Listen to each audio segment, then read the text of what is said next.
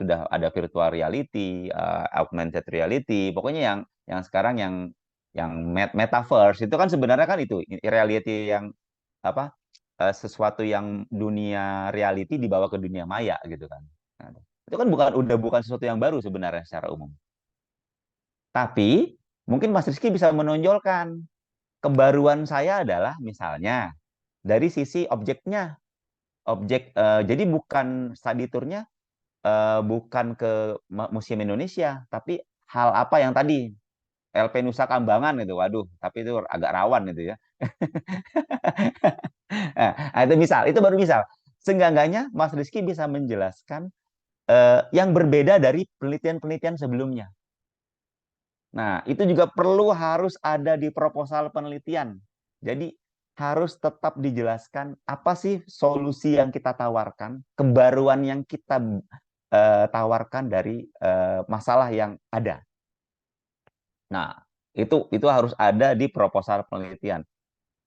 Nanti mungkin prakteknya mungkin kalau misalnya sudah ada, tadi kan sudah ada ya proposal penelitian, mungkin bisa nanti ya kalau kalau misalnya malu di grup bisa japri ke saya gitu, nanti bisa saya lihat ya proposal penelitiannya isinya seperti apa gitu. Nanti mungkin bisa saya beri komentar-komentar eh, ini yang namanya ini yang namanya masalah, ini namanya kebaruan. Mungkin bisa saya bantu. Nah, itu proposal penelitian, ingat adanya pengusul, pihak dan yang ditujukan, adanya masalah, terus adanya solusi dan kebaruan. Berikutnya adanya timeline. Nah, kemarin ada nggak timeline di proposal penelitiannya? Nggak ada. Nah, ini fungsinya timeline ya tadi. Saya ngomong dari pihak ini dulu, pihak penyetuju, dosen atau pemberi dana. Dia akan tahu kamu tuh selesainya kapan. Terus bulan ini kamu progresnya lagi apa. Timeline itu harus ada di proposal.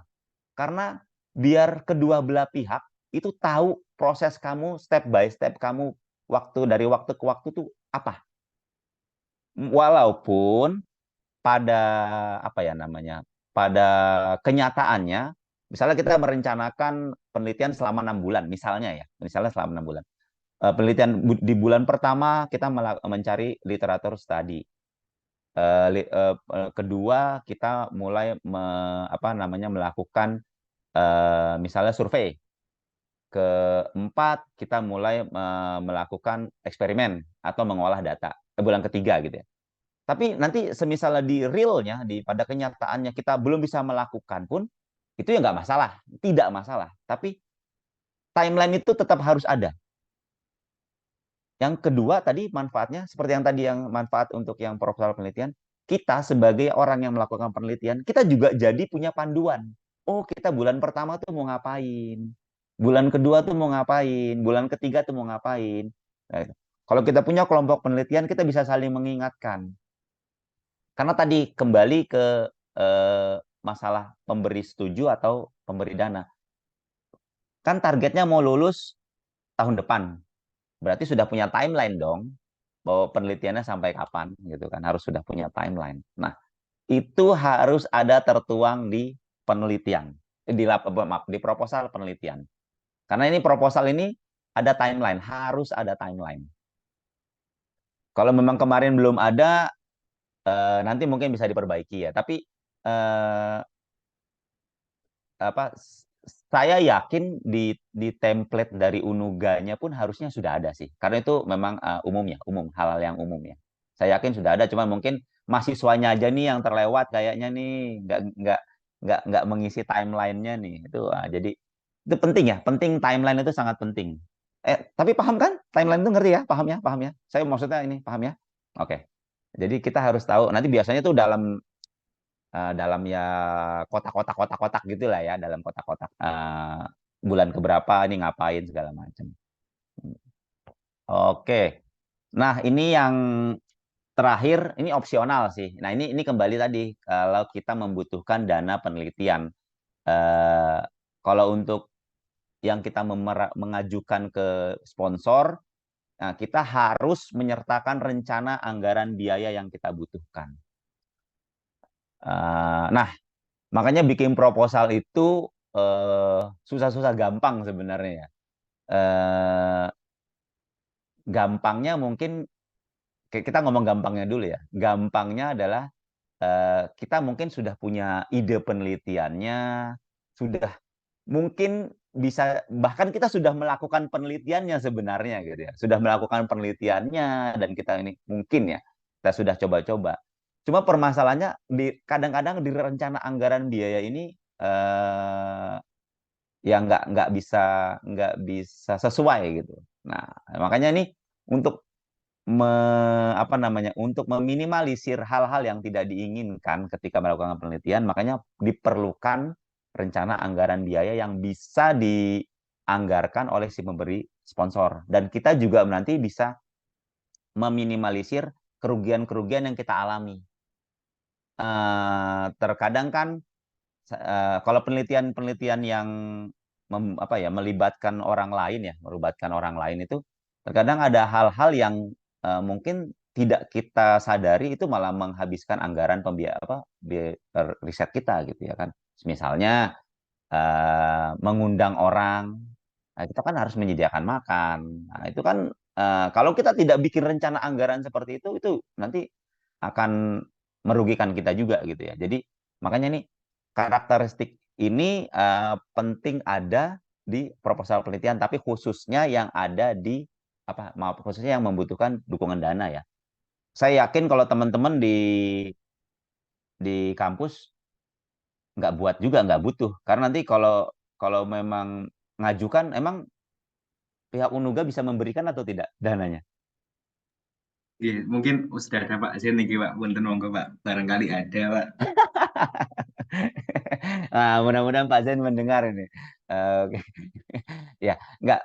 Tapi ini umum ya, umum umum ada di proposal penelitian. Jadi karena biasanya kalau di saya dulu ya, saya ngomong di saya ya. Kalau untuk penelitian-penelitian yang membutuhkan alat-alat ya, alat-alat misalnya kayak tadi IoT, atau mau bikin robot, atau ya pokoknya yang membutuhkan alat lah ya, membutuhkan alat-alat, biasanya pihak kampus itu ada lab-labnya yang menyediakan ya, ada lab-lab yang bisa digunakan untuk penelitian oleh para mahasiswanya.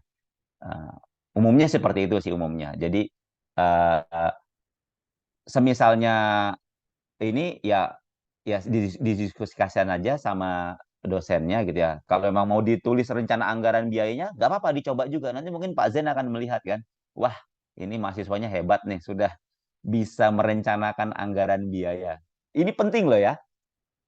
Jadi mungkin saat ini teman-teman menganggap belum ada bayangan gitu kalau bikin rencana. Tapi nanti pada kenyataannya kita kan teman-teman menghadapi dunia nyata, nanti mengajukan proposal ini sangat-sangat penting dan ini krusial.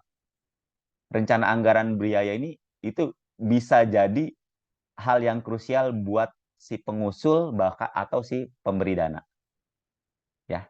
Jadi ini karakteristik utama, bukan utama sih, umum yang ada di proposal penelitian. Harus ada poin-poin ini, harus ada. Kalau metode itu nanti bisa lah, masih bisa diambil sana sini lah, bisa bisa ngelihat itu. Tapi kalau kelima ini tidak ada, rasanya aneh. Rasanya sangat-sangat aneh. Makanya kalau timelinenya tidak ada, itu tidak terkontrol nanti. Oke, ini kita lewat. Kalau memang sudah ini tidak ada pertanyaan, ayo, ada yang ditanyakan? Cuman tadi aja tuh Mas Rizky minta minta bantuan disampaikan ke kampus gitu ya. Kan ini kan direkam ya. Nanti mudah-mudahan pihak kampus mendengar. Enggak, ini saya ngomong proposal penelitian secara umum ya. Tapi teman-teman memang diwajibkan membuat proposal penelitian. Oke, tidak ada lagi yang bertanya. Ayo, aduh saya jadi nggak enak nih kok tidak ada yang bertanya ya. Ini ada banyak padahal nih, ada 20 mahasiswa ya. Aduh, piye ki. Kok pada meneng wae ki. Oke, kayaknya pada pemalu ya ini. Aduh. Oke, kita lanjut. Kalau memang tidak ada, nah, oke. Nah, ini struktur umum yang nanti saya minta tolong ya, kalau memang ada template-nya nanti bisa dicontohkan ke saya ya, diperlihatkan ke saya ya. Nah, contoh ini tugas akhir sih biasanya seperti ini ya. Kalau untuk proposal penelitian teman-teman itu umumnya ada judul penelitian, abstraknya, pendahuluan itu biasanya isinya ada latar belakang, perumusan masalah, tujuan penelitian, manfaat penelitian. Berikutnya, tinjauan pustaka, metodologi, timeline, daftar pustaka. Umumnya seperti ini. Umumnya, saya ngomong umumnya dulu ya. Timeline ini yang tadi ternyata terlewat ya dari teman-teman Unuga terlewat sepertinya. Tapi hal yang lain komplit nggak? Judul penelitiannya ada pasti dong. Nggak mungkin tidak ada judul penelitiannya. Abstraknya ada tidak? Ada, Ada. Pak. Oke, abstrak ya. Abstrak ada ya kan? Kalau abstrak itu kan merangkum isi keseluruhan ya. Pendahuluannya, kalau pendahuluan ini tidak mesti sama ya, tapi seenggaknya eh, menjelaskan masalah dan tujuan manfaat. Biasanya seperti itu aja sih. Jadi ada dong pasti. Nah, studi literaturnya, tinjauan pustakanya ada dong, pasti ada ya. Nah, metodologi itu yang kita tawarkan, metode yang kita tawarkan untuk menyelesaikan masalah, timeline dan daftar pustaka. Nah, ini tapi kembali tadi, ini tergantung dari format atau template yang diminta oleh pihak kampus misalnya. Jadi tidak mesti berurut seperti ini ya, tapi pengalaman saya kalau namanya untuk tugas akhir penelitian tugas akhir ya seperti ini isinya. Karena mahasiswa-mahasiswa bimbingan saya ya isinya seperti ini. Jadi dosen-dosen itu pun mungkin sudah di luar kepala ya, template-nya tuh udah tahu. Oh, ini isinya ini. Gitu. Kita sudah bisa langsung melihat apa sih yang mau kita jadi fokus utamanya dulu untuk kita nilai. Misalnya saya mau tahu masalahnya apa. Terus dari situ kita lihat metodenya apa. Terus dia pakai tinjauan pustakanya terbaru atau tidak. Nah, gitu kan. Biasanya kan sekarang mintanya harus yang mutakhir ya.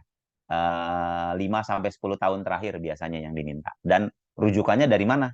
Apakah dari sumber-sumber artikel jurnal, proceeding, atau dari artikel-artikel yang memang tidak layak yang dijadikan sebagai referensi.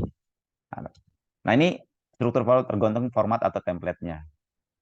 Mungkin ada yang mau menunjukkan punya Unuga seperti apa? Biar saya stop share dulu. Tidak ada? Kok malu-malu nih Mbak Cindy kok senyum-senyum? Wah, oke, nggak ada. Kalau nggak ada, aduh, nggak ada yang bertanya? Nggak ada yang berbeda? Nggak ada, mungkin ada yang mau nambahin, Pak, kok tidak ada bagian misalnya apa ya? Apa ya? Misalnya batasan masalah, Pak, gitu. Kok nggak ada gitu?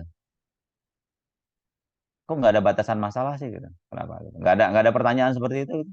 Ah, Nggak ada. dia niku Pak. Kemarin saya ada itu Pak. Ada batasan masalah. Ada. Tapi itu Nah, bagusnya itu seperti apa Pak? nah, kalau batasan masalah itu kan bukan masalah bagus atau tidak bagusnya ya sebenarnya ya, tapi hanya untuk membatasi penelitian yang kita lakukan agar tidak melebar kemana-mana dan tidak terlalu complicated ya. Walaupun penelitian harusnya complicated, maksudnya complicated apa? Kompleks, rumit, harusnya rumit ya. Tapi batasan masalah itu ya kita menjelaskan sih sebenarnya. Misalnya tadi studi tour kita apa virtual study tournya itu hanya untuk eh, siswa. Nah, itu kan jadi batasan ya, jadi batasan masalah sehingga penggunanya terbatasi. Itu salah satu batasan masalah sebenarnya. Nah, itu masalah bagus atau tidak bagusnya ya kita harus lihat secara keseluruhan sebenarnya. Apakah memang batasan masalah yang disampaikan ini sesuai atau tidak gitu. Jadi saya tidak bisa bilang bagus atau tidak bagus ya, tapi seenggak-enggaknya sudah bisa menjelaskan batasan masalah saja menurut saya sudah bagus. Mas Rizky sudah memberikan batasan masalah, sudah bagus menurut saya. Itu sudah bagus. Oke. Ada lagi? Nggak ada ini. Ini umum ya, umum yang ada di penelitian tugas akhir. Karena mereka memang tidak ada hal-hal lain yang ingin dicapai kecuali penelitiannya bisa berjalan untuk mengisi skripsinya. Oke, kalau tidak ada kita lanjut deh. Nah, ini kalau struktur umum mendapatkan sponsor, sama sebenarnya judul. Nah, cuma di sini ada informasi di awal itu pengusulnya siapa saja. Kalau tadi kan mahasiswa biasanya sudah otomatis ya. Nah, pasti ada nama mahasiswanya, ada ini. Nah, tapi kalau di sini karena kita untuk mendapatkan sponsor, kita biasanya ada beberapa tidak. Biasanya kita apa ya, memberikan informasi baru sekilas saja di depan itu siapa kita. Siapa sih kita yang ingin mengusulkan. Terus sama ada abstrak, karena abstrak ini juga sifatnya adalah sebagai screening awal ya. Orang umumnya ingin mengetahui keseluruhannya dari abstraknya saja dulu sebenarnya. Dengan simpel dia membaca abstraknya, dia akan bisa menggambarkan apa isi dari keseluruhannya. Nah, selebihnya pendahuluan sama seperti tadi, tinjauan pustaka, metodologi. Nah, luaran. Ini bedanya di sini.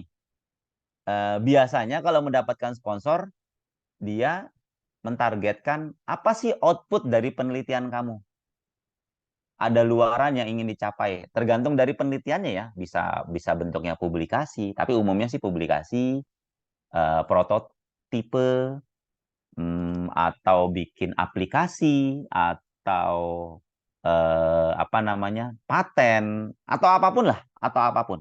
Jadi luaran itu output ya, hasil dari penelitian. Tapi yang memang bentuknya bukan laporan penelitian, bukan ya, bukan laporan penelitian. Tapi memang yang sesuatu biasanya ada benefit baik berupa uang atau reputasi atau pokoknya ada hal apapun yang memang ada benefit lebih dari penelitian tersebut. Nah, luaran umumnya sih publikasi. Nah, makanya salah satu output saya contoh salah satu luaran dari pembelajaran kita adalah draft proposal dan draft publikasi. Draft publikasi dan draft proposal itu luaran dari pembelajaran kita. Nah, sponsor ingin tahu itu. Apa sih target kamu? Target dari luaran penelitian yang kamu lakukan. Apakah sesuai dengan yang mereka harapkan atau tidak? Tapi umumnya sponsor biasanya sudah memberi informasi.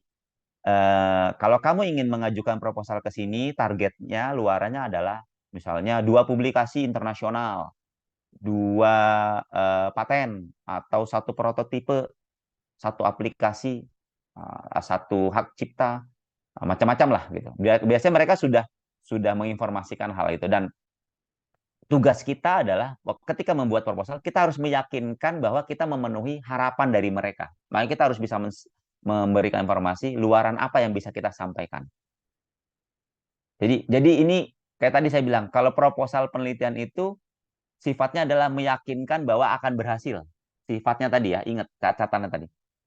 Tapi catatan lagi, penelitian tidak harus berhasil.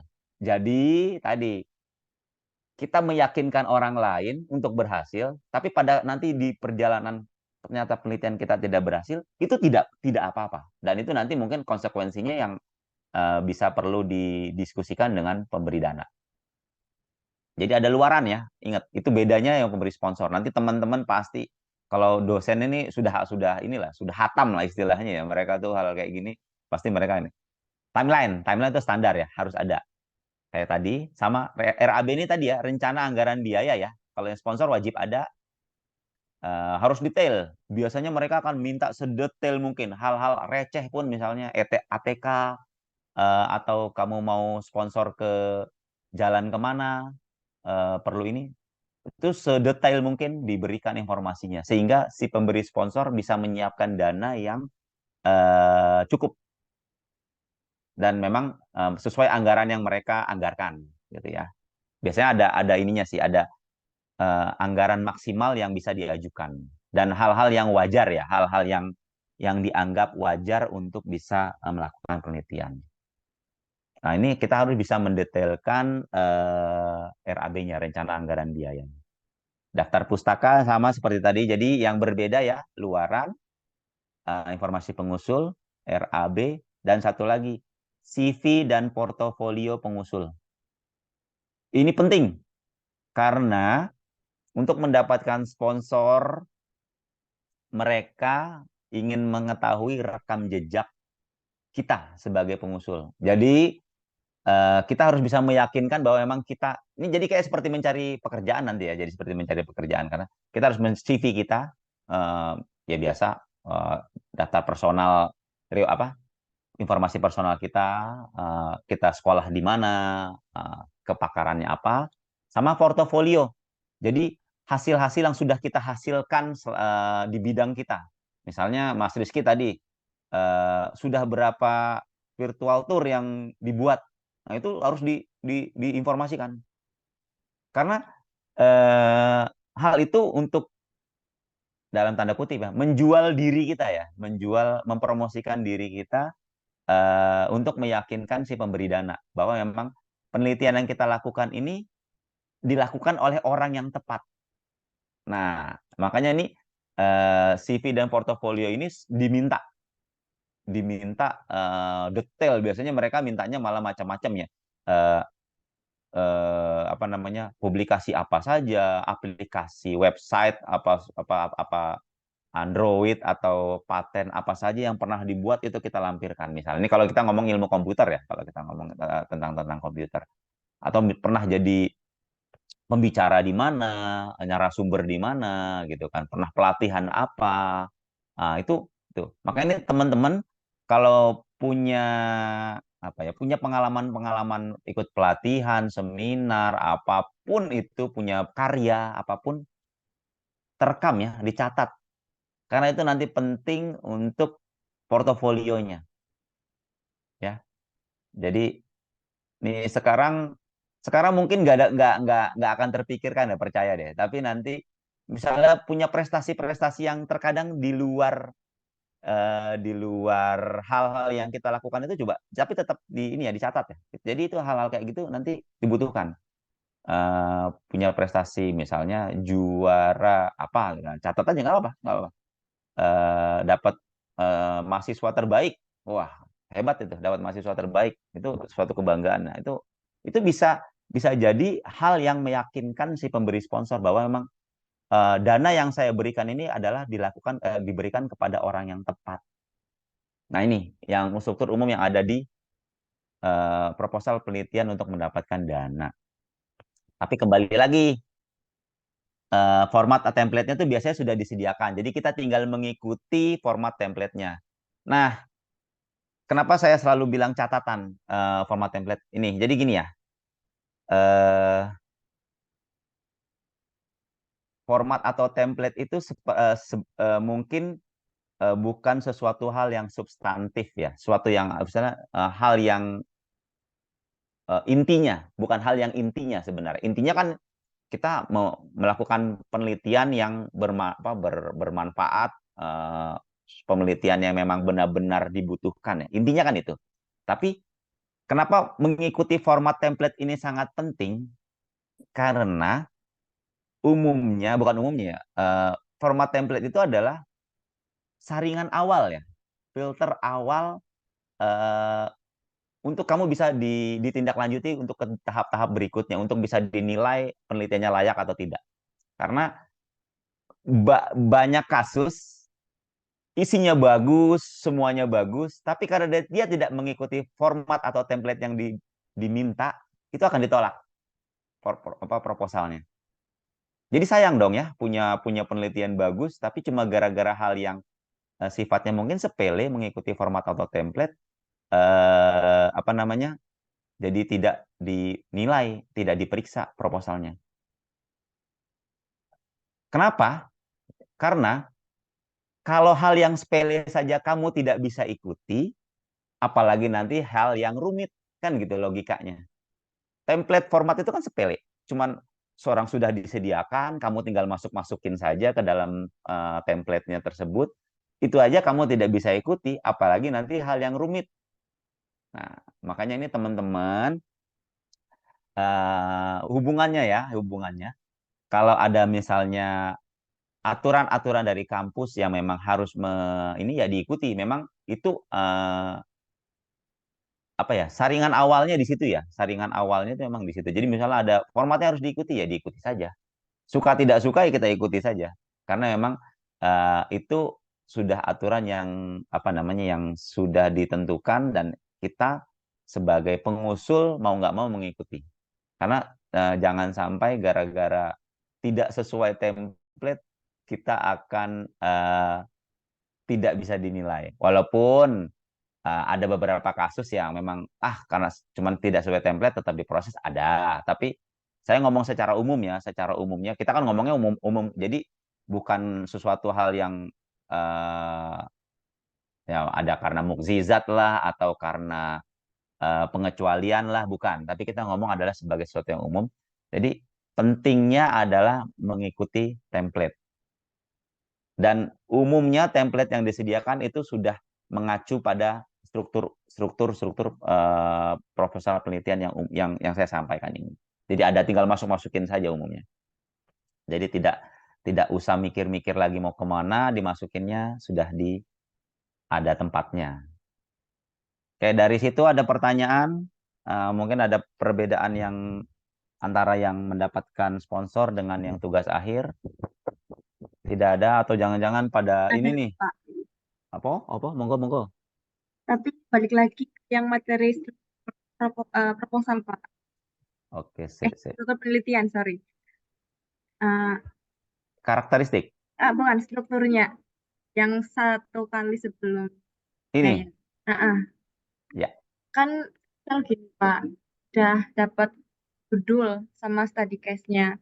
Tapi masih bingung terkait metodologinya gitu loh, Pak. Harus pakai apa, gimana. Di situ kan jadinya mangkrak lagi, nggak lanjut penelitian gitu, Pak. Jadinya gimana? Oke. Ini saya ngomong proposalnya dulu. Tapi di proposalnya belum ada tertulis metodologinya. Udah, Pak. Tapi itu kayak cuma Ngawang-ngawang ikutin gitu. aja gitu. Betul. Belum pasti gitu. Wah, ini dia memang. Jadi gini, kalau saya ngomong idealnya dulu ya, saya ngomong yang idealnya kembali yang tadi. Idealnya adalah proposal penelitian, tadi kata kuncinya tadi, penelitian proposal proposal penelitian adalah sesuatu yang akan kita lakukan dan berhasil. Jadi, apa yang tertulis di proposal penelitian, tadi kan Mbak Cindy sudah menulis metodologinya, walaupun ngawang-ngawang ya pada faktanya. Tapi secara idealnya, apa yang sudah tertulis di proposal penelitian, itu yang kita lakukan. Nah, makanya sebisa mungkin ketika membuat proposal penelitian, jangan ngawang-ngawang. Nah, itu saya itu dulu. Tapi kalau sudah terlanjur, nih kan kalau sudah terlanjur nih, saya sudah terlanjur, hal yang pertama adalah diskusikan dulu dengan dosen pembimbingnya. Karena yang khawatiran nanti gini, ketika Mbak Cindy membuat metode yang berbeda, menggunakan metode yang berbeda dari yang sudah di proposal penelitian, nanti dosennya kaget. Walaupun berhasil lah, jadinya berhasil lah. Tapi nanti takutnya kalau dosennya kaget karena beliau taunya Mbak Cindy menggunakan metodologi A, gitu kan. Tapi pada kenyataannya Mbak Cindy menggunakan metodologi B. Nah, nanti khawatirnya beliau kaget, tidak tahu. Ya kita tidak mengharapkan sesuatu yang negatif ya, tapi seenggak-enggaknya dicoba didiskusikan dengan si dosen pembimbingnya. Kalau memang itu pada saat itu memang bikinnya masih ngawang-ngawang, saya yakin dosen pembimbingnya pasti mau kok, pasti menerima lah, pasti itu. Karena kan itu ini kan sifatnya masih pembelajaran ya, masih pembelajaran. Mahasiswa itu kan memang belajar ya, belajar. Jadi salah boleh, yang tidak boleh bohong. Yang penting nggak boleh bohong loh ya, ayo itu nggak boleh bohong. Salah boleh, monggo, salah boleh-boleh saja, tapi jangan nggak boleh bohong. Jadi coba didiskusikan dulu dengan dosen pembimbingnya, itu dulu pertama. Atau sebelum melakukan diskusi, biasanya kan saya takut nih ketemu dosennya nih, ternyata yang saya sampaikan nggak sesuai. Coba belajar dari literatur studi yang masalah tadi. Dipelajari kan pasti ada, pasti punya lah ya daftar pustaka, tinjauan pustakanya kan pasti ada. Coba dipelajari metodologi yang lain, yang memang dianggap sesuai dengan apa yang masalah yang sudah disampaikan. Kalau memang belum ada ide ya, saya makanya nih saya bukannya maksudnya underestimate teman-teman mahasiswanya ya, bukan maksudnya gini. eh, Mungkin pada saat ini masih belum menemukan ide baru ya, karena emang ide baru itu jujur sangat-sangat sulit, apalagi di bidang ilmu komputer. Boleh tanya kepada para dokter-dokter ilmu komputer bagaimana mereka sulitnya menemukan novelty penelitian. Sulit sekali. Karena buat ya kami tadi, novelty itu hanya ada dua. Metode baru atau masalah baru. Itu sangat-sangat sulit. Nah, makanya tadi Mbak Cindy, kalau memang belum yakin diskusi dengan dosennya, coba cari-cari dulu. Kalaupun misalnya mentok diskusikan dengan dosennya, insya Allah dosennya akan mungkin memberikan solusi ya, memberikan solusi untuk menyelesaikan masalah ini dengan metode lagi. Karena kan dosen pengalamannya sudah banyak ya, jam terbangnya sudah tinggi lah biasanya gitu. Jadi mereka pun akan ada ide-ide yang mungkin bisa membantu Mbak Cindy menyelesaikan masalahnya. Makanya tadi saya mohon, makanya tadi saya sampaikan dulu pengertian-pengertiannya karena apa? Ketika kita sudah paham konsepnya pengertian dari proposal penelitian, ketika kita menuliskan proposal penelitian pun kita tidak akan asal-asalan jadinya ya, akan benar-benar yakin yang kita tuliskan di proposal penelitian adalah sesuatu yang memang bisa kita lakukan. Ya, itu. Tapi kalau misalnya di tengah jalan terjadi kayak tadi metodologinya ternyata mau berubah gitu, ya didiskusikan saja. Karena agar tidak terjadi ya tadi misalnya ya bukan nyamin ya, takutnya kok dosennya terkaget gitu, kok berubah dan berubahnya mungkin malah jadi tidak sesuai gitu kan. Cuma mungkin menurut mahasiswanya benar, tapi menurut dosennya salah gitu kan. Nanti kan jadi tidak sesuai gitu. Makanya perlu coba didiskusikan deh Mbak Cindy sama dosennya nanti kalau untuk tentang metodologi. Ya, kalau metodologi, emang contoh kasusnya apa sih? Boleh cerita yang tadi ya, yang tadi. Iya, Contoh yang kasusnya apa? itu. Ya, Metodologinya apa kemarin? pakai kualitatif. Pakai kualitatif. Ya. Nah, terus kenapa mau berubah ke? Eh, bukan mau berubah sih Pak, tapi saya masih bingung mau pakai yang mana gitu. Kan metode itu nggak cuma kuali sama kuanti, setahu saya ada banyak. Nah, saya tuh masih Hmm, bingung mau pakai apa. Soalnya kan belum tahu metode yang bagus sama yang nggak, menurut itu gimana gitu Pak. oke. Eh, Kalau kualitatif kan eh, sebenarnya nggak ada metode tuh nggak ada yang bagus sebenarnya ya. Maksudnya dalam arti kata bagus untuk semua hal atau bagus itu tidak ada sebenarnya. Tapi mungkin yang sesuai dengan masalahnya. Jadi belum tentu metode bagus di objek A, belum tentu bagus juga di objek B, belum tentu. Jadi, nah di situ kalau menurut saya kalau memang misalnya masih di metodologinya menuliskan baru secara umum kualitatif, kan kualitatif ya baru kualitatif, tapi belum mendetailkan apa sih bentuk kualitatifnya, menurut saya nggak masalah sih. Saya yakin dosennya pun akan terima dan mungkin Mbak Cindy bisa browsing, cari-cari metode kualitatif yang yang sesuai dengan masalahnya itu ya. Tapi nanti setelah ketemu dicoba aja. Karena kalau nggak dicoba kan nggak tahu hasilnya ya, benar apa sesuai atau tidak gitu kan. Nah, itu dicoba aja. Kualitatifnya memang tadinya nggak ada bayangan mau apa gitu, mau mau survei gitu atau apa gitu. Nggak. Belum ada Pak. Iya, biasanya kan eh kalau kualitatif kan cuman pakai asumsi-asumsi ya biasanya ya. Biasanya pakai asumsi. Jadi memang yang namanya kualitas, kita mengukur kualitas ya memang tidak bisa di apa ya, di dikonversikan menjadi nilai-nilai tertentu ya, yang memang itu namanya kualitas ya, kualitatif ya. Jadi tidak masalah kalau misalnya mentok, diskusikan dengan dosen pembimbingnya, dan itulah fungsinya dosen pembimbing, untuk membantu mahasiswa-mahasiswanya yang ya mentok lah, kesulitan atau apa gitu.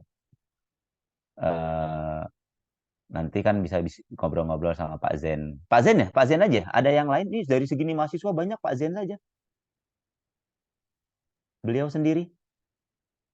Dapat dosen pembimbing sih Pak. Dosen dan pembimbing sudah belum dapat. Belum. Oh, tapi untuk proposal penelitian kemarin ke Pak Zen semua. Ya itu tugas Jadi Pak. gini Pak, jadi kan di Mapul Metopen ini kebetulan kan yang mengampu Bapak Zen. Betul. Nah, dan untuk UTS-nya itu kemarin belajar, ya baru itu sih Pak. Jadi kayak anak-anak itu belajar terkait pembuatan proposalnya itu Pak. Jadi belum terkait kayak tadi apa namanya template pun kita juga belum belum tahu seperti itu Pak. Jadi biar Ah, enggak, nah kebetulan ditanya jadi sekalian gitu Pak. oke oke oke oke. Saya baru mudeng nih, baru mudeng. Jadi yang kemarin itu boleh dibilang cuma ujian saja, coba-coba ya.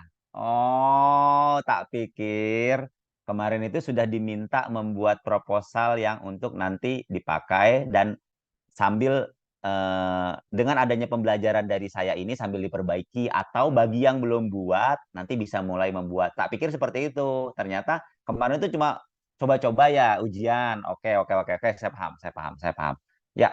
Nah, tapi kalau yang kemarin sudah membuat apa ya, proposal penelitiannya, nanti tinggal diperkaya ya, tinggal diperkaya dengan apa yang sudah saya sampaikan ini, diperbaiki mungkin atau memang misal ada yang mungkin bisa dikurangin, misalnya ada hal yang nggak perlu ya dihilangkan saja. Karena untuk tugas akhir umumnya ya hanya 1, 2, 3, 4, 5, 6, 7, hanya 7 hal ini aja kok. Itu sudah mencakup semua hal yang tertuang di proposal. Ini saya pengalaman saya ya, pengalaman saya. Makanya sebagai praktisi ini pengalaman saya, hal ini sudah cukup untuk memenuhi harapan dari si tim penilai bahwa bahwa penelitian yang diajukan ini bisa kami terima atau tidak. Tadi makanya nanti kalau ada yang mau share format proposalnya Unuga, monggo. Kalau atau ada yang mau kalau malu di grup japri ke saya, apa WA ke saya, ini Pak punya saya seperti ini, apakah sudah sesuai atau tidak gitu. Nanti mungkin bisa saya komentarin, mungkin ya. Oke. Ada lagi, terima kasih nih sudah kasih pertanyaan nih. Ini yang lain nih, ayo monggo Mas Hidayatur Rohman. Apa Nah, itu meneh? Mas Anas kayaknya udah ada masukan Mas Anas Pak. Ayo Mas Anas Miftahudin. Lutfi Nugraha ini. Oh, kok ini Mbak Cindy pakai kumis ini. Ayo Mas Anas, monggo, monggo. Apa? Ono sing ditakoni?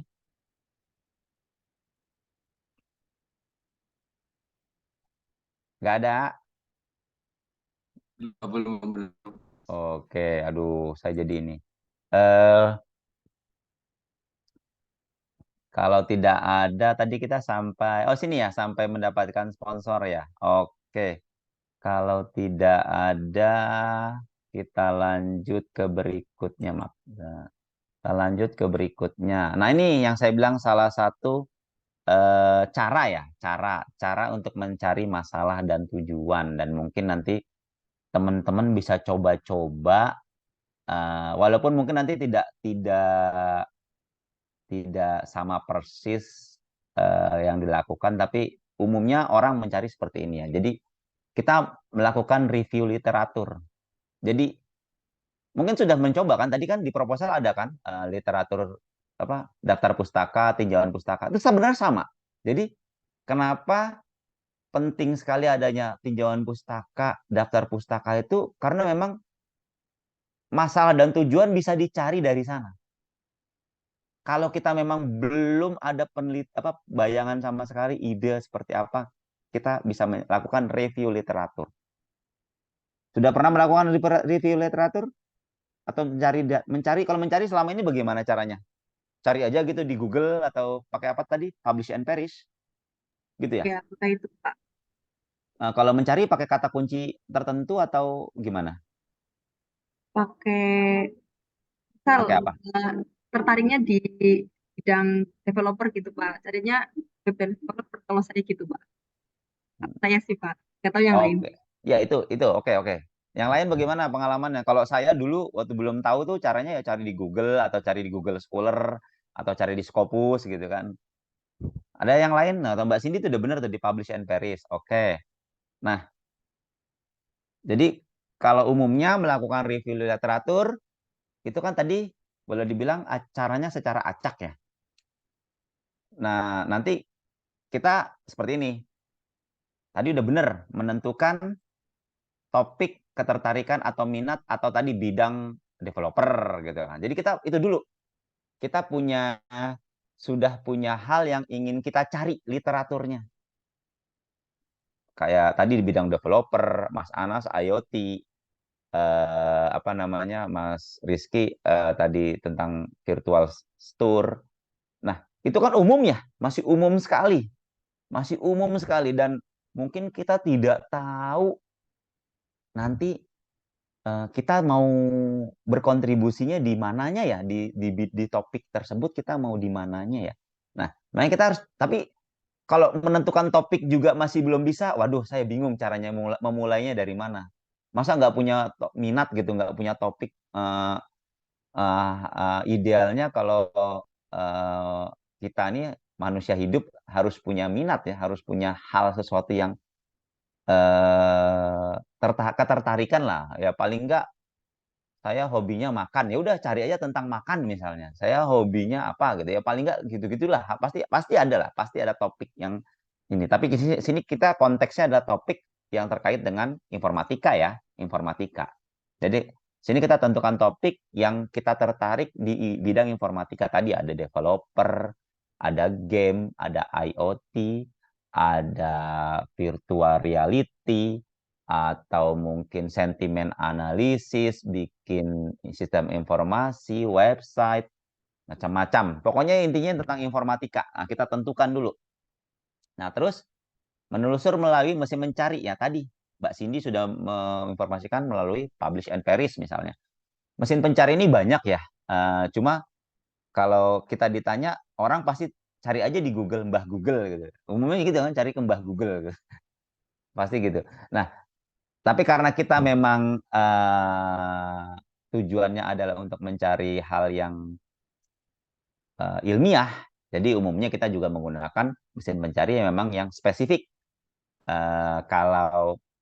Kalau Indonesia biasanya lewat Scopus, Web of Science, seperti itu atau yang jurnal-jurnal besar Science Direct gitu kan Science Direct.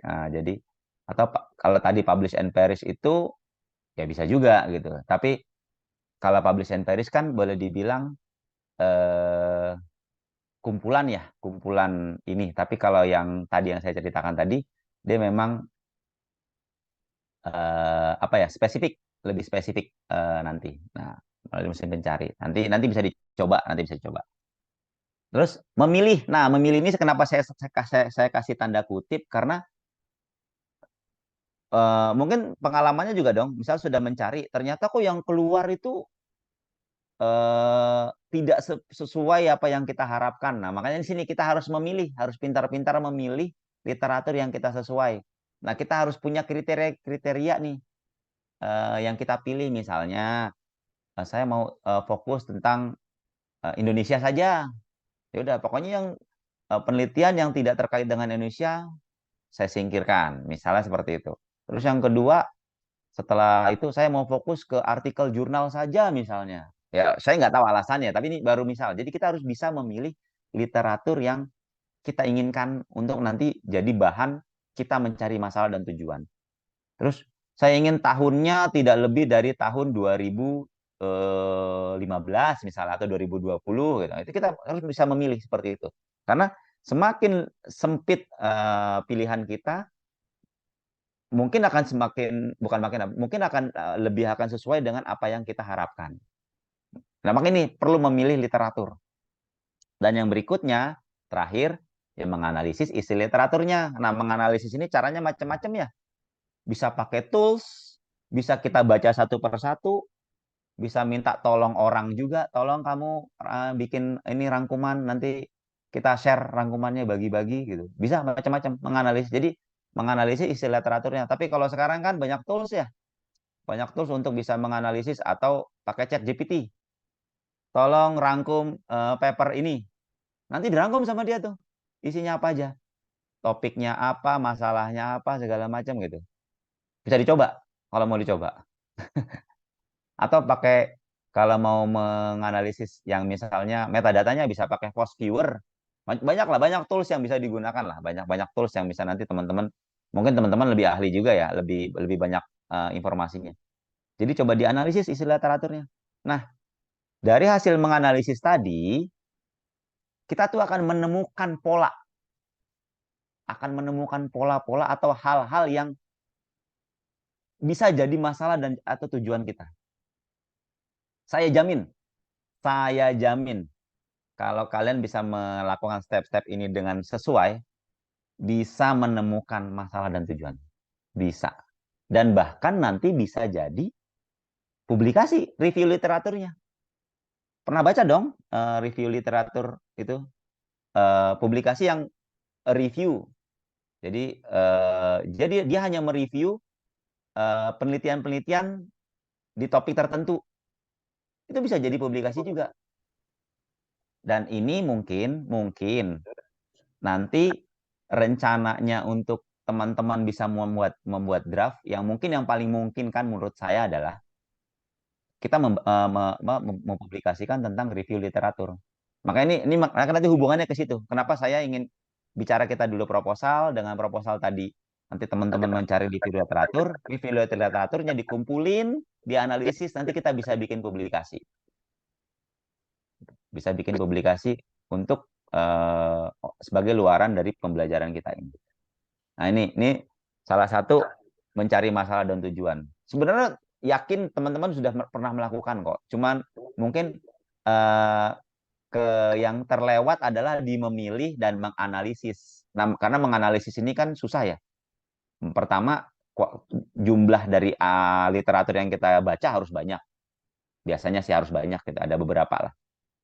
Makanya minta bantuan tools. Silahkan minta bantuan tools, tidak apa-apa. Nah, oke. Kalau ini seperti ini. Ini apa namanya? Kalau bingung mencari masalah dan tujuan, dan ini umum dilakukan oleh para mahasiswa S2, S3 biasanya. Karena menentukan masalah dan tujuan itu memang yang saya bilang dari awal. Itu mencari masalah itu ya masalah banget. Sangat-sangat bermasalah. Mencari masalah itu, ternyata mencari masalah itu nggak mudah ya. Padahal katanya kamu jangan suka-suka cari masalah gitu. Padahal mencari masalah itu sangat-sangat sulit. Nah, ini salah satu cara yang umum dilakukan untuk mencari masalah dan tujuan. Nanti mungkin bukan mungkin ya. Dan ini yang harus dilakukan nanti oleh para per kelompok ya. Per kelompok membuat draft proposal penelitian, dan nanti karena draft proposal penelitian itu kan akan termasuk review literatur. Nah, nanti review literaturnya dikumpulkan, nanti bisa kita analisis dan kita bisa jadikan publikasi untuk masing-masing kelompok. Dan nanti mudah-mudahan isi publikasinya bisa apa ya, bisa ya kita nilai cukup memuaskan, nanti bisa kita lihat publikasinya mau kemana. Oke, ini dari sini ada pertanyaan atau ada, Pak, masa cuma begitu aja Pak, cuma 4 hal aja, nggak ada yang lain Pak gitu, atau mungkin ada pengalaman lain apa namanya mencari literaturnya dengan cara yang tidak seperti yang saya sampaikan gitu, misalnya apa gitu, saya nggak ada bayangan sih, nggak ada bayangan. Ayo, ada usul atau apa, ada kritik, saran segala macam dari mencari masalah dan tujuan. Nih masalahnya dari kemarin saya tanya, ada masalah nggak, ada, belum ada gitu kan. Nah, ayo nih udah sedikit dikasih cara nih, silakan mencari masalah dan tujuan. Dan ini nanti harapan ya kami sih, draft publikasinya berisi tentang review literatur aja. Jadi tidak usah riset artikel riset, karena waktunya mungkin tidak cukup ya kalau untuk melakukan riset, membuat artikel riset. Jadi cukup artikel review literatur itu cukup. Dan nanti gimana sambil pembuatan kelompoknya ya? Nanti pokoknya kalau bisa hari ini ada informasinya ya, disampaikan ke saya dan mulai bekerja bersama-sama membuat draft, menyusun draft proposal penelitiannya dengan tadi yang step by step yang saya sampaikan, dan ini nanti mencari masalah dan tujuan. Oke, kalau tidak ada pertanyaan, kritik, saran, bantahan atau apapun, ayo. Tidak ada? Nggak ada, belum ada. Ini cuma 4 hal loh, 4 hal saja. Tapi 4 hal ini yang umumnya ya, bukan detail. Saya tidak akan membahas terlalu detail karena selain nanti mungkin akan jadi menghabiskan terlalu banyak waktu. Yang kedua, cukup tidak untuk kita misalnya mau mencoba-coba gitu ya. Itu aja. Tapi ini nanti silakan dicoba. Nanti saya kasih tahu caranya. Salah satu caranya. Yang ini yang oke, lanjut. Tidak ada? Oke, lanjut ya. Nah, ini salah satu review literatur harus sistematis. Ini umum. Jadi ada literatur itu ada yang tidak sistematis. Kayak tadi ya mungkin yang dilakukan oleh Mbak Cindy, cari-cari aja gitu ya. Mencari aja, tidak sistematis. Boleh saja. Tapi sangat-sangat disarankan melakukan literatur secara sistematis yang namanya systematic literature review.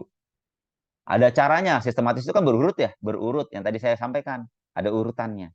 Nah, itu yang nanti bisa di browsing lah di Google, coba silahkan cari membuat literatur secara sistematis, silahkan. Dan itu bisa nanti kita jadikan publikasi. Makanya saya ini menekankan kita harus yang sistematis karena memang tujuan utama kita membuat draft publikasi literatur review sistematis. Salah satu metode yang sangat terkenal dan umum digunakan adalah Prisma. Bisa di searching, ini ada apa namanya referensinya. Jadi Prisma ini sangat umum digunakan. Preferred reporting items for systematic reviews and meta-analysis.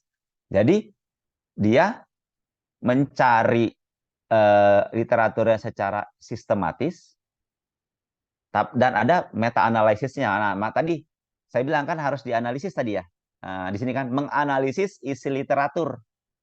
Jadi selain mencari, terus dianalisis. Makanya ini dia metodenya, dia systematic reviews and meta-analysis. Kenapa disebut meta-analysis? Karena jadi meta ini pengertiannya ini ya, dia menganalisis dari yang sudah ada, dari publikasi yang sudah ada. Itu istilah itu. Jadi istilah meta-analysis itu.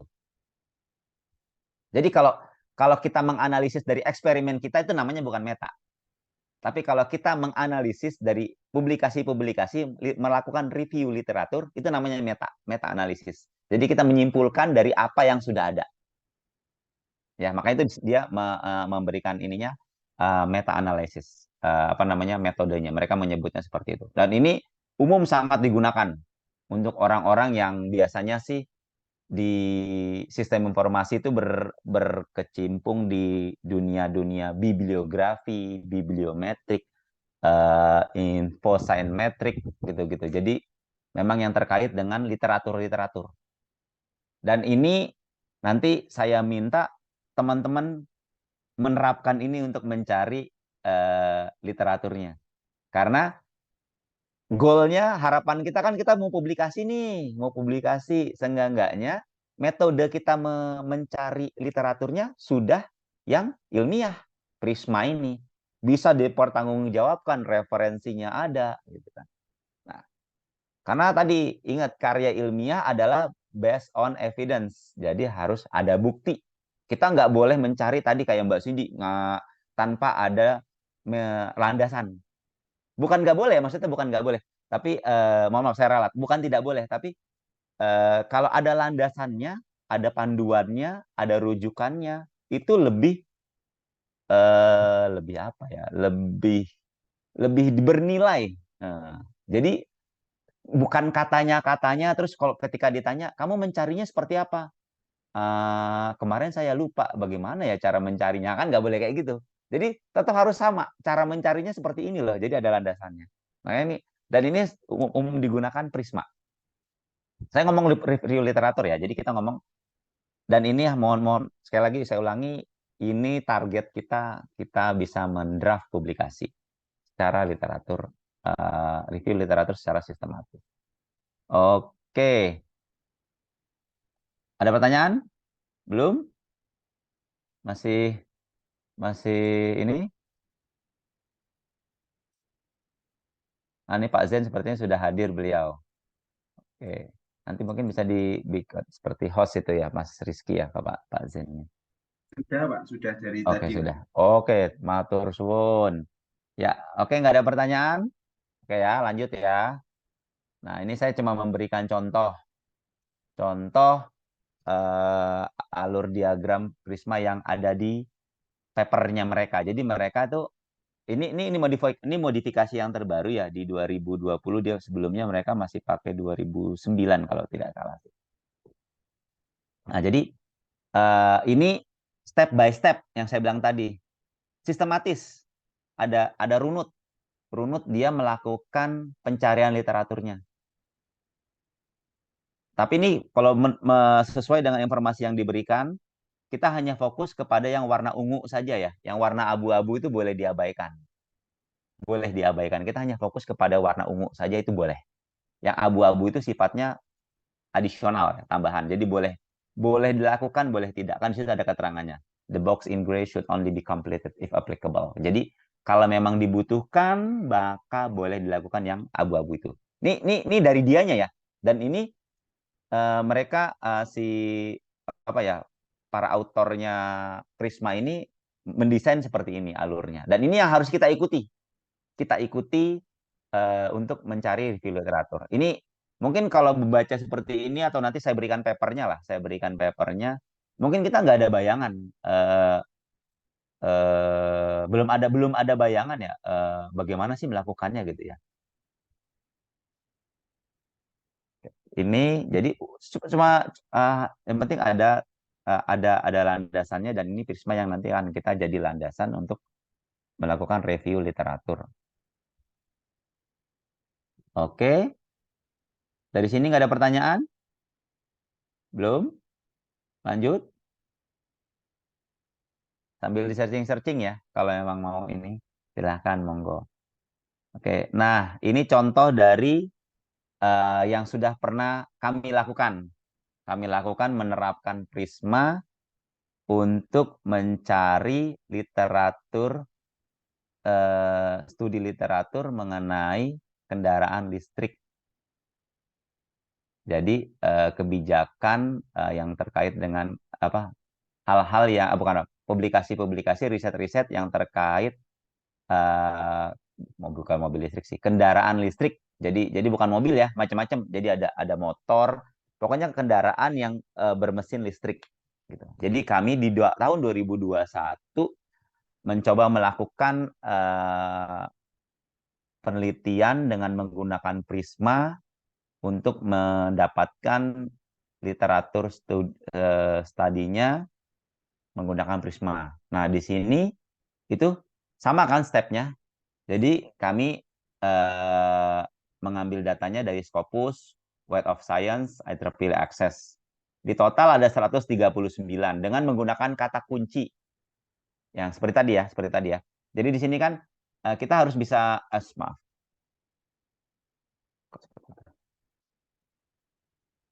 Nah, jadi di sini kita mencarinya nanti ada kata kunci seperti ini. Karena saya mau cari, kami mencari adalah electrical vehicles. Dapatlah seperti itu. Setelah dapat, diidentifikasi, kita screening berikutnya. Record screen, yang bagian kedua sama kan? Jadi sama. Nah, di situ kita cari, ternyata ada yang duplikasi loh. Jadi karena sumbernya ada 3 sumber, kebetulan ada 3 sumber ya. Scopus, Web of Science, IEEE Access. Itu ada 3 sumber. Jadi IEEE Access itu kan dia jurnal ya, jurnalnya. Kalau Scopus kan dia pengindeks jurnalnya. Jadi apa yang ada di IEEE Access ternyata ada juga di Scopus. Jadi ini muncul nih dua nih. Jadi duplikat kan, duplikasi. Nah, itu kita hilangkan. Yang duplikasi kita hilangkan. Kita hilangkan duplikasinya, terus terjadi dari 139 jadi 112. Nah, ini makanya step by step-nya ini yang tadi yang memilih setelah menentukan topik, mencari, memilih. Ini masih memilih nih, belum menganalisis, masih memilih aja, masih memilih. Setelah dapat 112, kami masih melihat lagi di abstraknya. Bener nggak sih isi abstraknya ini benar-benar tentang electric vehicles atau tidak? Ternyata dapatnya cuma 29 artikel loh dari 112. Karena kalau kita pakai mesin pencari tadi, makanya kalau kita bikin itu, dia akan mencari itu yang menurut kita sudah masukkan kata kunci yang benar, ternyata yang masuk yang kita terima belum tentu sesuai harapan kita. Nah, ini salah satunya contohnya. Jadi ternyata cuma 29. Jadi yang tidak terikut ada 83. Nah, terus masuk ke eligibility. Jadi tersedia nggak sih dari 29 data yang kami punya, itu ada nggak sih full text-nya tersedia atau tidak, bisa diakses atau tidak? Karena kan ada yang open access, ada yang tidak ya, atau bahkan memang tidak bisa diinikan gitu, misalnya karena alasan tertentu tidak bisa dikonsumsi oleh umum.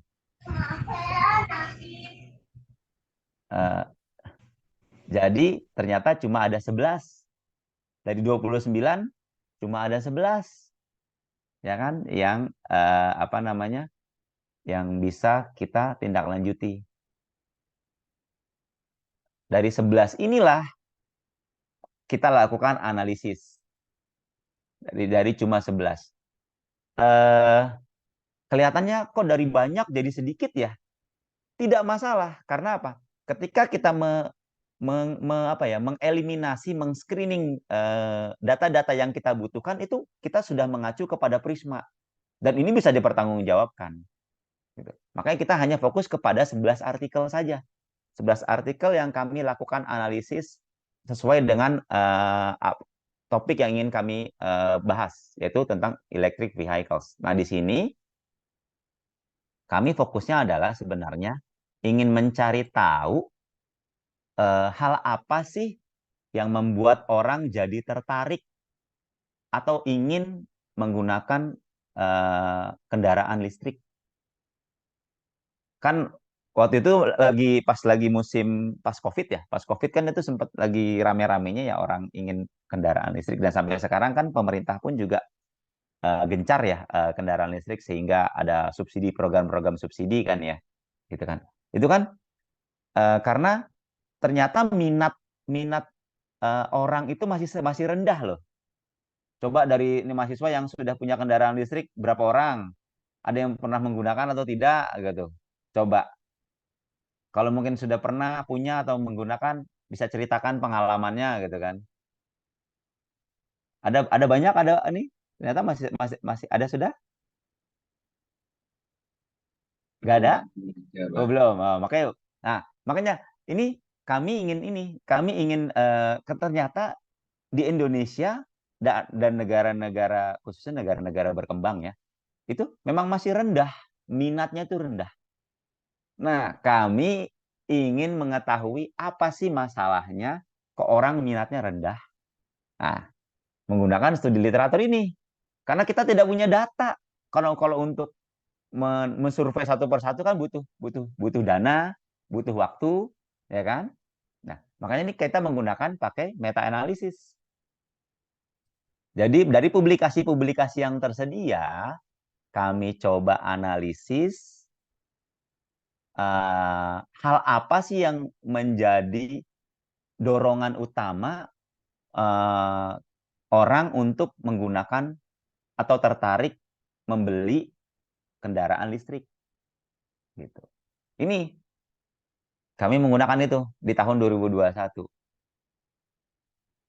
Simple kan kayaknya. Jadi karena literatur study ini memang sangat penting ya.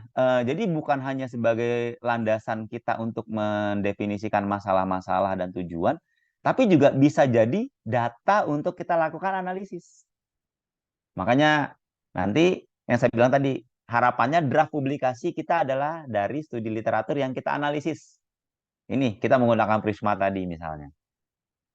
Oke, ini dan ini hipotesis yang kami buat pada saat itu. Jadi ada 11 hipotesis dan ternyata hasilnya yang paling besar, yang paling signifikan untuk mendorong orang membeli kendaraan listrik adalah attitude. Di sini berdasarkan publikasi-publikasi yang kami analisis adalah attitude. Jadi yang lain itu ya misalnya misalnya insentif policy gitu ya, insentif policy measure gitu. Jadi kebijakan dari pemerintah misalnya memberikan subsidi itu ternyata nggak berpengaruh. Dan sekarang kan contoh di Indonesia lah, ini mungkin sudah ada penelitian yang mencoba menganalisis dengan diberikan subsidi motor listrik jadi berapa ya kalau nggak salah ya, saya lupa deh, pokoknya ada subsidinya lah ya, gitu, motor listrik. Apakah penjualannya menjadi meningkat atau tidak? Nah, itu kan perlu dianalisis. Tapi kalau waktu saat 2021 kami menganalisis dari publikasi yang sudah ada pada saat itu, ternyata yang paling utama membuat orang tertarik membeli kendaraan listrik adalah attitude-nya. Jadi memang dari sikap orang tersebut. Jadi orang tersebut sendiri dulu yang dia merasa saya perlu atau tidak, saya memang sudah ingin atau tidak. Jadi dia memang dari dirinya dulu yang paling, ini hasil temuan kami ya, hasil temuan kami seperti itu. Nah, jadi ini kami salah satu contoh menggunakan sistematis review literatur untuk melakukan penelitian dan kami publikasikan. Jadi ini salah satu contoh yang sudah kita pernah lakukan di tahun 2021. Dan mungkin dosen-dosen UNUGA juga sudah pengalaman nih kalau masalah ini, dan nanti bisa kita coba untuk membuat publikasi juga terkait dengan Prisma ini. Oke. Ada pertanyaan dari sini? Dari contoh ini ada yang mungkin, Pak, kok itu cuma itu dari mana Pak ya? Kenapa nentuinnya kok cuma Scopus, WOS, IEEE Access, kenapa nggak dari Publish and Perish gitu misalnya? Gitu kan pertanyaan. Monggo-monggo aja. Atau pertanyaan apa lagi? Monggo. Ada atau apa? Kenapa hipotesisnya kok seperti itu gitu? Nah, kalau itu memang sudah ada aturan mainnya ya kalau hipotesis ini ya. Memang kita karena mengacu pada TPB, Theory of Planned Behavior. Di situ memang ada item-item yang menjadi apa ya namanya, hal yang ada di teori tersebut. Oke, ada pertanyaan? Belum juga, aduh, sedih saya ini. Mungkin Aduh, ini Pak, coba balik ke slide sebelumnya punten Pak, yang oke. tadi. Nah di Tumbi, situ iki, oke. enggak betul. Nah itu di situ tuh apakah ketika ini kan di sini kan kita menganalisis di situ Bapak analisis dengan dianalisis adanya pertama ada identifikasi, screening, eligible dan include, itu apakah secara manual atau bagaimana Pak? Seperti itu Pak. Oke, wah, bagus pertanyaannya. Benar. Wah, menarik. Nah, tadi saya bilang, jadi kalau mencarinya jujur aja kami secara manual ya. Kami secara manual. Dan seperti yang tadi saya sampaikan di step mana tadi ya? Mana sih? Di step di sini kami sudah menentukan topiknya tadi yang electrical vehicles.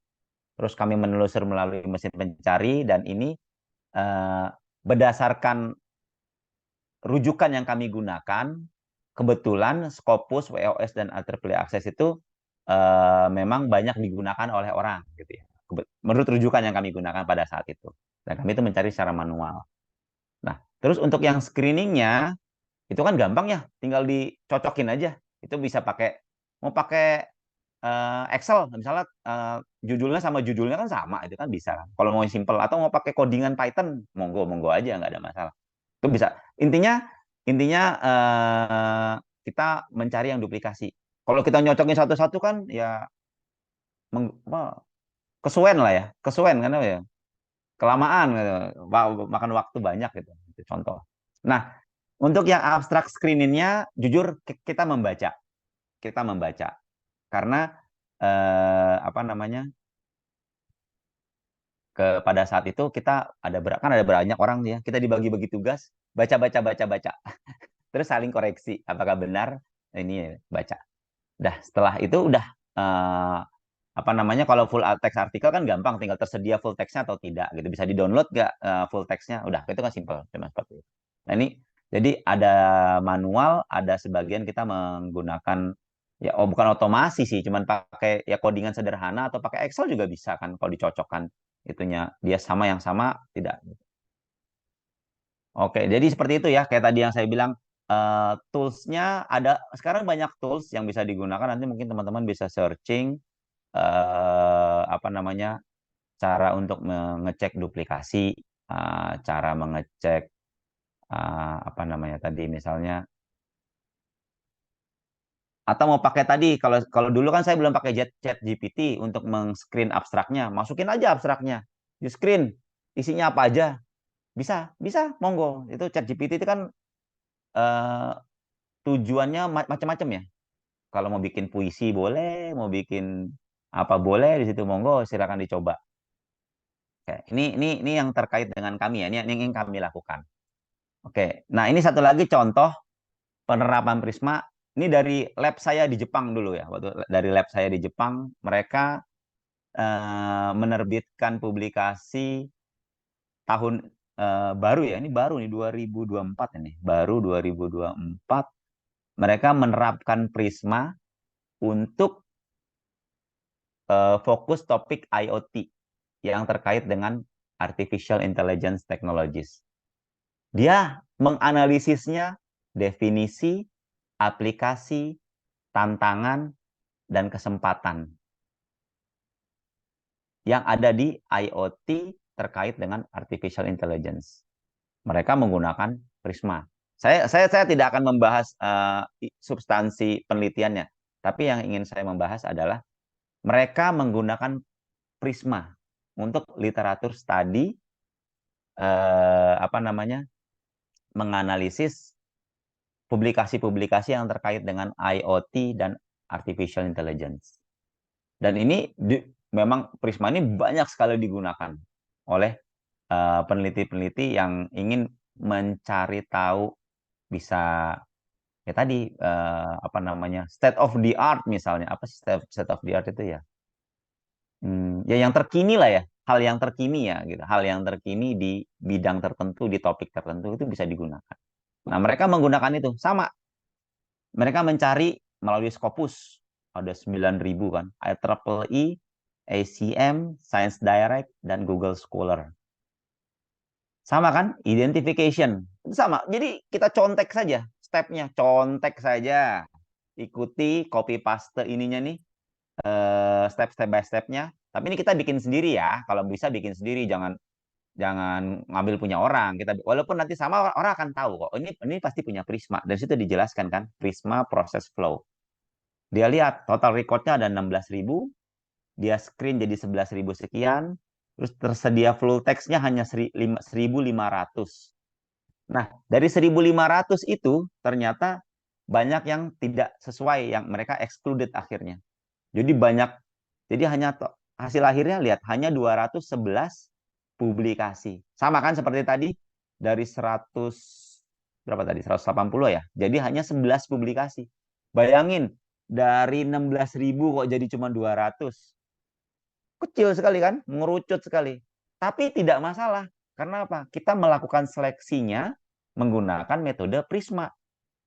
Jadi nanti teman-teman juga gitu, mencari literatur reviewnya. Ya, ini sistematis, bukan mencari tanpa ada rujukan, tidak tersistematis. Nah, ini jadi ini silakan nanti dicontek caranya, ikuti, lakukan. Jadi kan amati, tiru, modifikasi. Kan gitu ya. ATM kan seperti itu kan. Amati, nah kita amati nih, oh dia begini. Kita tiru, kita modifikasi. Jadi kita tidak plagiarisme, tidak plagiat.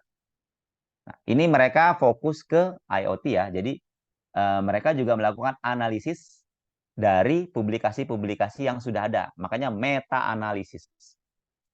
Oke, lanjut. Ini mereka dari seperti itu, dari yang mereka lakukan literatur tadi, mereka bisa membuat pertanyaan penelitian sebanyak ini. Bayangin aja, 1, 2, 3, 4, 5, 6, 7, 8, 9. Ada 11 pertanyaan penelitian. Banyak sekali. Padahal mungkin teman-teman 3 aja cukup lah. Nggak usah banyak-banyak. Kayaknya 3 aja cukup. Tapi semakin banyak, semakin bagus. Karena memang mereka publikasinya di jurnal yang bereputasi ya, sangat bagus ya gitu ya. Jadi mereka bikin, karena semakin kompleks, ya memang seperti itu, semakin bagus. Orang akan semakin tertarik, isinya semakin banyak. Dan ini akan menjadi ketertarikan orang untuk merujuk, sebagai rujukan untuk penelitian. Oh, saya baru baca user BBM bersubsidi. Jadi bukan kendaraan listrik ya. Maaf, saya baru baca. Oke. Nah, ini salah satu mencari masalah dan tujuan, dan mereka bisa menemukan pertanyaan penelitian segini banyak. Dan salah satu penelitiannya yang mereka bisa temukan, dan ini mungkin membantu untuk penelitian-penelitian berikutnya adalah, misalnya pertanyaan pertama, in which databases are the studies published? Jadi di database mana dari dari Scopus, IEEE, ACM Science Direct, dan Google Scholar, itu yang paling banyak publikasi tentang IoT dengan artificial intelligence itu di mana sih gitu? Kan simple banget kan? Cuma pengen tahu sumber datanya dari mana sih yang paling banyak gitu. Simple sekali. Ternyata temuan mereka itu dari IEEE, yang ya wajar karena memang IEEE kan engineering ya. Jadi memang banyak publikasi-publikasi yang terkait IoT itu memang dipublikasikan di IEEE. Karena kan kalau Science Direct itu dia kan tidak hanya tentang engineering, tapi dia macam-macam, bisa ada sosial, bisa ada law, hukum ya, hukum. Jadi macam-macam. Jadi mungkin tidak sebanyak dengan IEEE. IEEE memang dia fokus ke ke engineering, memang engineering. Nah, di situ mereka bisa menemukan seperti itu. Mungkin teman-teman juga tadinya udah berpikir, udah bisa menebak sebenarnya. Oh, paling banyak mungkin dari IEEE. Karena kita punya pengalaman, IEEE itu memang fokusnya di engineering. Jadi mungkin publikasi-publikasi tentang IoT dari sana. Tapi kan itu hanya tebakan kita. Nah, rasa penasaran tadi kita buktikan dengan melakukan penelitian menggunakan Prisma tadi. Kita analisis, ternyata oh bener loh, yang saya bayangkan tadi bener, sama. Ternyata yang banyak di IEEE. Nah, itulah saya bilang tadi contoh penelitian seperti itu. Kita punya rasa penasaran, kita punya hipotesis, kita punya asumsi, kita lakukan penelitian, dan dibuktikan hasilnya sesuai atau tidak. Nah, ini salah satunya contohnya. IEEE ternyata memang benar paling banyak publikasi tentang IoT dengan menggunakan Prisma tadi mereka melakukannya. Oke, sampai sini sudah ada gambaran tentang Prisma, atau nanti sudah mulai cari-cari download publikasi papernya? Kalau tidak ada nanti, kalau belum ada nanti saya kirimkan deh di grup kalau memang ini dan mereka menyediakan juga kok checklist ya, tapi itu kita nggak usah terlalu sedetail itu seperti yang mereka sarankan dari publikasi Prismanya.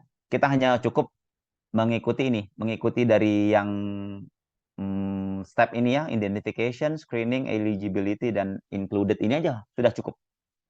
Dan ini banyak digunakan oleh orang-orang untuk melakukan publikasi sistematis, studi review literatur. Jadi nanti ini ya mencari literaturnya seperti ini, dan nanti setelah dapat dilihat dijadikan proposal penelitian. Kalau proposal penelitian kan belum dengan hasil ya. Tadi kan makanya saya tulis kan tidak ada hasil kan. Ingat ya, proposal penelitian itu tidak ada hasil ya. Nih, tidak ada hasil loh. Ingat, hanya sampai metodologi. Jadi nanti kalau sudah ketemu bagaimana caranya, metodologinya mau pakai apa, tuliskan timelinenya apa, itu jadi proposal. Ya kan? Nanti setelah jadi proposal, kita lihat apa namanya? Proposalnya, dan nanti ini mulai dianalisis. Tadi yang dapat literatur tadinya dianalisis, kita bisa membuat draft artikel untuk bisa kita publikasikan. Jadi seperti itu mungkin apa namanya, Pak Zen nanti harapannya sih kalau untuk mau bisa membuat draft publikasi, saya sarannya yaitu kita systematical literature review. Jadi biar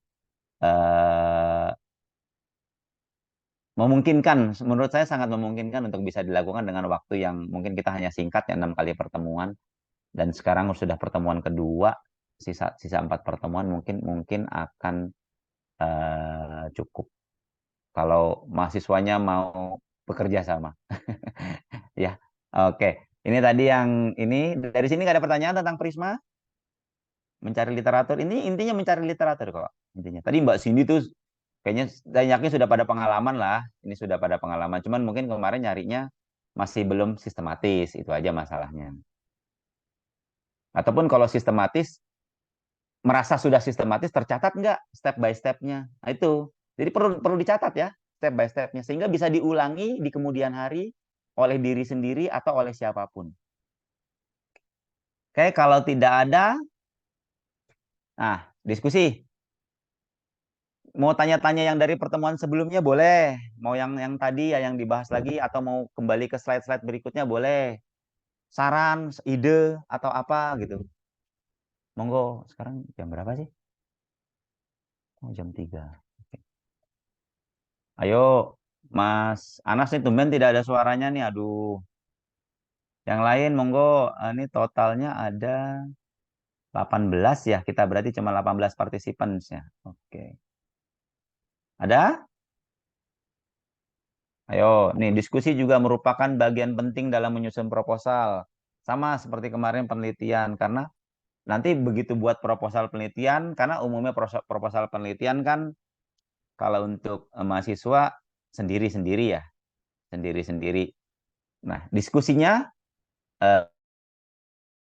dengan teman, coba minimal tolong dibacain deh proposal yang saya tulis, kamu baca ulang, takutnya ada yang salah gitu kan. Nah, itu kan diskusi juga. Nanti juga temannya bisa bantu baca. Itu kalau untuk proposal tugas akhirnya teman-teman kan sendiri. Kalau diskusi dengan dosen itu biasanya sudah jadi proposalnya, disubmit ke proposalnya ke dosen baru diskusi. Tapi kalau belum jadi, masih menyusun, rasanya kurang tepat ya kalau untuk diskusi. Tapi kalau dosennya berkenan ya monggo aja. Jadi diskusi dengan temannya. Tapi kalau untuk proposal penelitian yang mencari sponsor ya kita diskusi dengan kelompok penelitian kita. Karena tadi untuk biasanya yang paling penting adalah menentukan rencana anggaran biaya. Itu perlu diskusi sangat-sangat mendalam biasanya, karena biar semua aspek hal apapun yang kita butuhkan tercover di proposal penelitian kita. Iya, nggak ada pertanyaan? Diskusi segala macam? Aduh, piye ge. Hah? Tidak ada? Berarti Mas Satria Rizky mau nerusin itunya ya? Nanti nerusin virtual tour-nya ya? Menarik itu. Jujur menarik. Kemarin mahasiswa saya, salah satu mahasiswa saya dari Jogja, itu bikin bukan virtual tour sih ya, tapi lebih kepada augmented reality tentang Candi Borobudur. Salah satu mahasiswa saya. Dan itu kita publikasikan di conference internasionalnya IEEE. Mahasiswa S1 loh. Dia buat augmented reality-nya dan kami publikasikan di IEEE Conference Internasional. Makanya, ayo masa nggak tertarik nih? Dan saya sih harapannya paling tidak ya kita bisa menghasilkan ini ya, menghasilkan publikasi ya paling, walaupun mungkin kalau untuk conference internasional memang ada biaya biasanya yang perlu dibayarkan gitu ya. Kalau conference internasional, tapi kalau jurnal kita masih bisa mencari-cari yang gratis. Lalu mungkin kalau pihak Unuga punya dana bisa membantu untuk conference internasional itu sangat sangat lebih baik ya, karena nanti bisa mencoba berpresentasi di muka umum dengan berbahasa Inggris misalnya gitu kan, apa namanya, mempresentasikan hasil publikasi kita gitu. Kalau itu pada saat itu saya 2022 ya kalau nggak salah publikasinya dari mahasiswa Jogja itu. Itu yang berbeda itu bikin sendiri Pak atau tim atau gimana Pak? Jadi mahasiswanya sendiri. Jadi ada tim, tapi mahasiswa satu. Ada tim. Dia hanya membuat, jadi seperti ini augmented reality-nya tuh. Jadi tujuannya untuk misalnya menghitung kubus, menghitung lingkaran gitu ya. Tapi sebagai objeknya penghitungannya itu dia Candi Borobudur. Jadi anak-anak tertarik. Jadi anak-anak tuh sangat-sangat tertarik. Jadi nggak hanya monoton, cuma hanya gambar kubus aja, tapi dia misalnya ke apa namanya, ke Candi Borobudurnya gitu, dilihat ini, oh ini kotaknya tuh kan ada kotak-kotaknya ya kalau di Candi Borobudur itu. Nah, itu bisa ketahuan. Ini luasnya berapa, kelilingnya berapa gitu. Menarik, menarik, sangat-sangat menarik. Hal-hal simpel saja. Jadi yang perlu ditekankan adalah yang penting jangan plagiat ya. Itu yang saya bilang dari kemarin penelitian, jangan sampai plagiat. Dan ini yang masih jadi perdebatan sepertinya ya. Jadi mungkin pernah dengar apa namanya, ChatGPT diikut sertakan sebagai penulis di publikasi. Pernah dengar atau tidak? Belum. Atau sudah ChatGPT gitu. ChatGPT sebagai publikasi. Nah, tujuannya sebenarnya itu mungkin saya nggak tahu ya, tapi tujuannya menurut saya untuk menghindari plagiat. Karena kan kalau ChatGPT kan dia hanya mengambil data yang sudah ada gitu ya, data yang sudah ada. Tapi sayangnya ada banyak publikasi yang tidak setuju mengikut sertakan ChatGPT sebagai penulis. Gitu.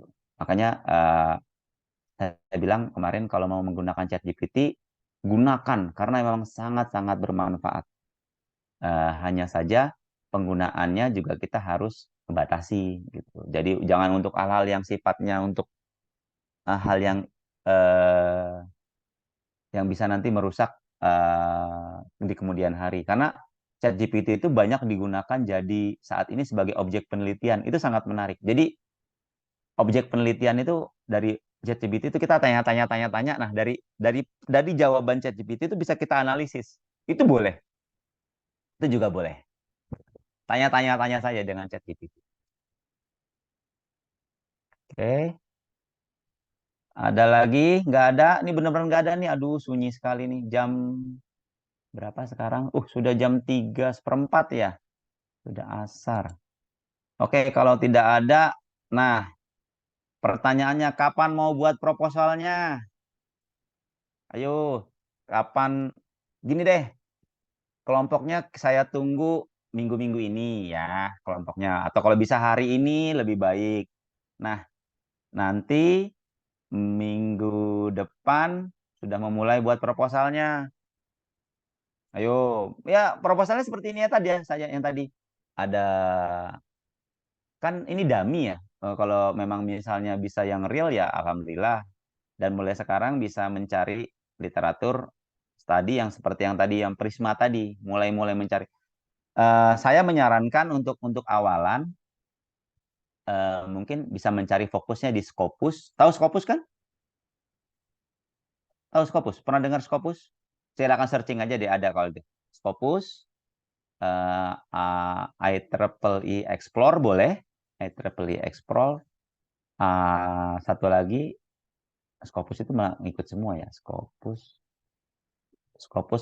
Wave of Science. Sepertinya itu aja. Itu saya cukup sih. Scopus atau Wave of Science itu cukup. Jadi silakan dicoba nanti apa peminatannya, dicoba, dan nanti minggu depan coba diperlihatkan per kelompok aja, nggak masalah. Nggak usah, maksud saya, ya nggak usah sempurna ya, nggak usah sempurna, tapi paling tidak sudah berusaha membuat proposal penelitian seperti yang tadi saya sampaikan, karakteristiknya terpenuhi, strukturnya pun umumnya ada, dan kan nanti bisa minta ke pihak Unuga ya itunya apa namanya format template-nya, dan nanti kita coba diskusikan apakah proposalnya ini gimana ya, bukan layak ya, tapi perlu perbaikan atau tidak gitu. Iya, bagaimana? Tidak ada. Jadi minggu depan kita fokus memperlihatkan proposalnya ya nanti ya. Saya tunggu ya. Nanti kalau memang ini saya juga minta maaf, saya tidak aktif di grup ya, karena saya masih bingung juga mau bertanya atau mau menyuruh apa juga, saya masih belum ini karena memang belum ada. Jadi kalau minggu depan kita fokus ke proposalnya, kita lihat seperti apa, dan saya berharap nanti teman-teman mulai dari sekarang mulai mencari literatur studi yang seperti tadi yang saya sampaikan menggunakan Prisma. Tentukan dulu di kelompok penelitiannya, di kelompoknya mau meriset tentang apa ya. Oke, kalau nggak ada lagi ini ringkasannya, dan seperti biasa sebentar. Ini saya share screen dulu ya. Gimana caranya nih?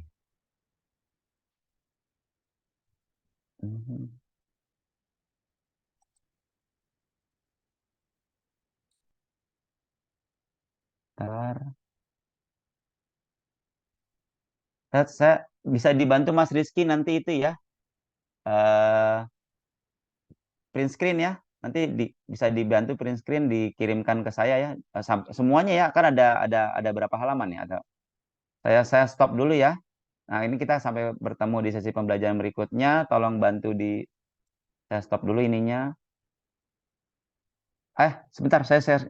Tolong dibantu print screen ya, sebentar.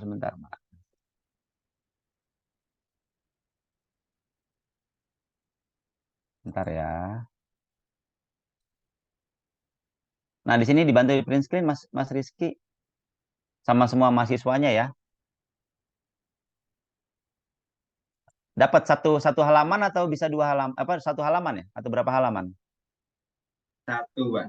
Oh iya, enggak, maksudnya mahasiswanya semua. Oh, satu, Pak, cuma satu. Oh, cuma satu aja. Ayo yang lain mungkin bisa on cam, saudara Ayo. sekalian, seperjuangan. Seperjuangan tuh, ayo monggo diprinsip, karena ini nanti buat itu ya, buat laporan. Iya, ini Itunya. dilaporin ke Pak Zin, nanti lo absen lo. Oh iya, jangan lupa mengisi presensinya. Nanti itu juga di ini ya, katanya lewat apa ya? Ada lewat akad ya apa? Siakat.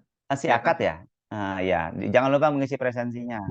Ini tolong di print screen yang kayak kemarin Pak Zen itu. Jadi ada beberapa itu ya, ada beberapa shoot ya. Jadi mahasiswanya semua ini ya, screenshot ya. Semua mahasiswa sama ini saya, materi saya. Materi saya terlihat kan? Terlihat, Pak. Oke. Oke, yang bisa on cam ditunggu ya. Sampai 10 detik. 1. Ayo yang lain. Mungkin. Ini ngomong-ngomong pada di rumah atau di kampus sih? Beberapa ada yang di rumah, juga ada yang di kampus, Pak. Oh, ada yang di kampus. Oke.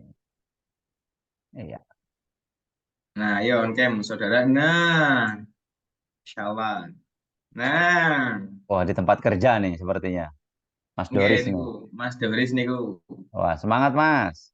Semangat Mas Doris. Ayo, yang lain sudah po. Ya wes, kalau nggak iso wes ora apa-apa. Yo, oke, siap. Oke, kita mulai share screen terlebih dahulu. 1, 2, 3. Oke, saya kirim dulu satu. Bentar. Mungkin ganti ini, Pak. Ganti halaman. Oh, nggak apa-apa ini aja. Cuman yang penting Oke. mahasiswanya ada semua. Coba dicek dulu, Pak, di grup itu, Pak. Seperti itu atau Oh, bagaimana, Pak? se. Mana ya? Se- Di grup ya. Bentar. Iya Di- boleh, boleh. Tapi satu lagi, ini baru sedikit mahasiswanya ya. Iya, yang Yang baru, yang itu, iya, yang semuanya, luas. cuma segitu mahasiswanya. Kan ada Iya, 19 Pak, ya. ini. Nah, yuk, on cam, saudara. Nggak apa-apa, nggak on cam, nggak apa-apa, nggak apa-apa. Hmm.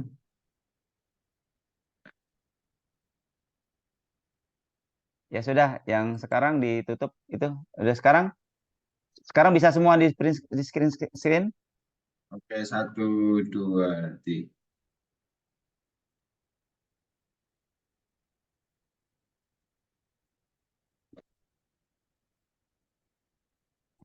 Oke, kalau sudah semua, bentar ya, sebentar. Nanti saya tutup. Oke,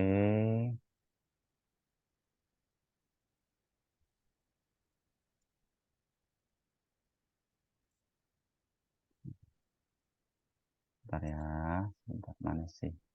Saya download sih. Oke, ya. Terima kasih rekan-rekan semuanya ya teman-teman atas meluangkan waktunya untuk bisa menghadiri pembelajaran di siang hari ini.